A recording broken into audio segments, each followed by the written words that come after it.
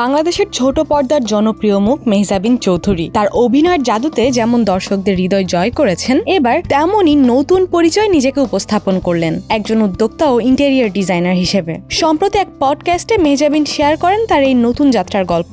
জানান, অভিনয়ের পাশাপাশি নিজের বাসার সাজসজ্জা নিয়ে কাজ করতে করতে ইন্টেরিয়র ডিজাইনের প্রতি আগ্রহ জন্মায়, আর সেই আগ্রহ থেকেই বন্ধু বান্ধবদের সাথে মিলে শুরু করেছি ফার্নি। এটা আমাদের ব্রেইন চাইল্ড। প্রত্যেক মানুষের চাওয়া আলাদা, সেটাকে মাথায় রেখেই ডিজাইন তৈরি করাটা আমার কাছে খুবই এক্সাইটিং, বলেন মেহজাবিন।